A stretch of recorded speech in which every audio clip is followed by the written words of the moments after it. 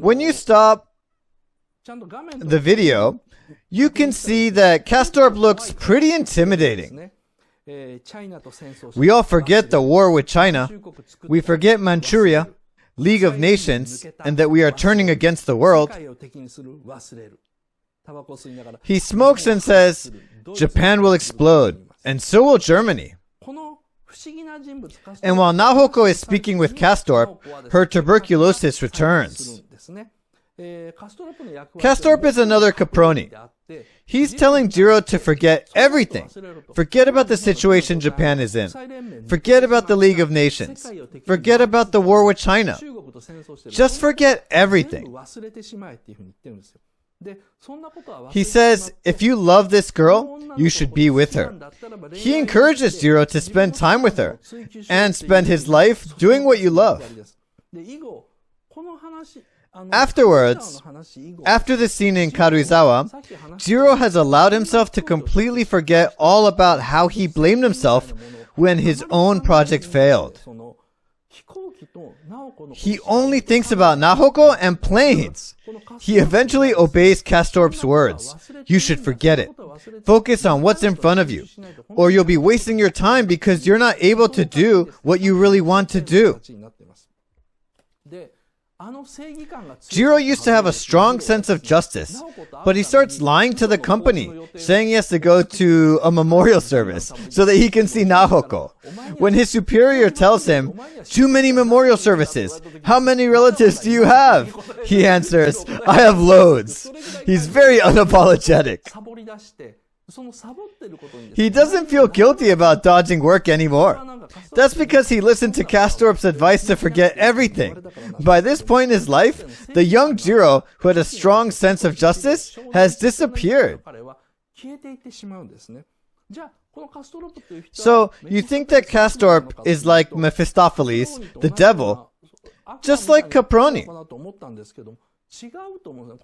But that is not the case. Kastorp is more of a prophet. He's like Yoda in Star Wars.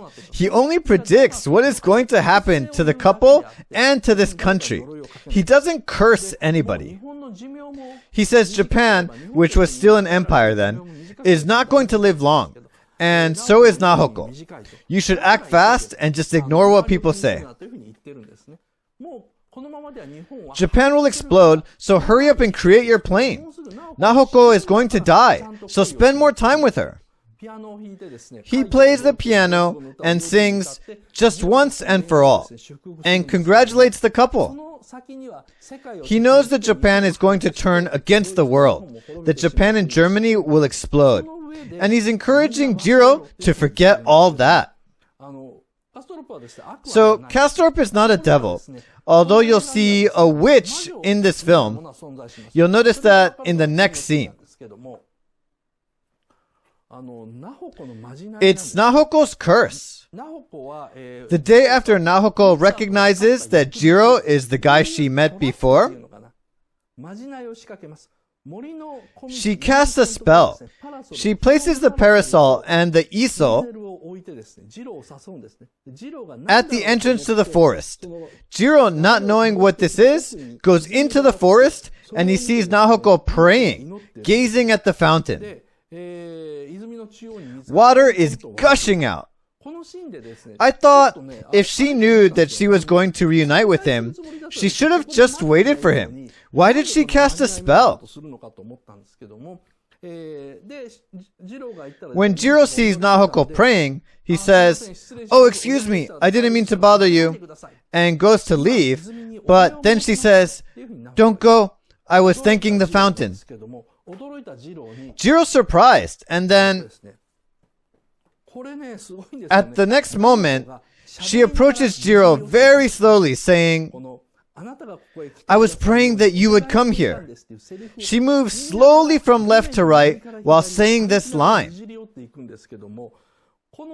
She is almost like somebody in a horror film. This has to be intentional. It's always intentional when a character speaks while slowly approaching somebody in any kind of animation. So Miyazaki intended to make this a scary scene. But because composer Joe Hisaishi's music is so beautiful, it's hard to get Miyazaki's message.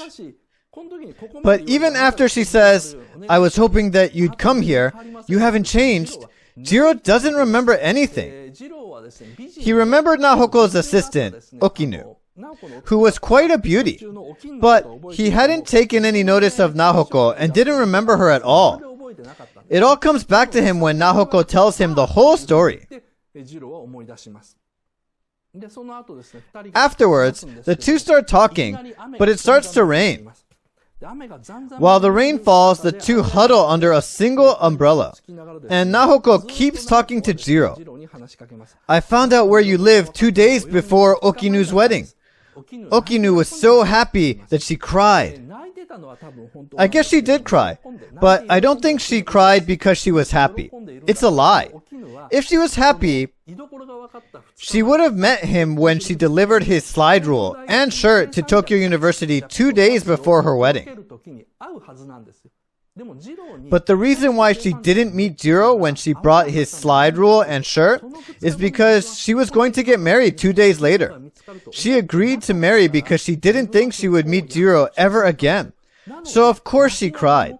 Not because she was happy, but because she couldn't see Jiro. Nahoko looks very happy when she talks about this. That's because Jiro didn't remember Nahoko, but remembered Okinu instead. So it's a sort of revenge. Afterwards, Nahoko says, "I got to tell Okinu. She had her second child the other day. The baby's so cute." You are looking at this woman and you're thinking, how scary a woman can be. It's a horror film, really. Nahoko is basically saying to Jiro, who remembered Okinu, that Okinu already has 2 kids, that she gave birth to her second child the other day. She sounds very innocent, but Miyazaki shows her dark side. But for us, middle-aged men, it's hard to know. You'll notice all these things that are pretty new to Miyazaki's film when you look at it carefully. I personally feel that this is a magic rain to bring the two together. That's why the spell is broken when her father approaches her.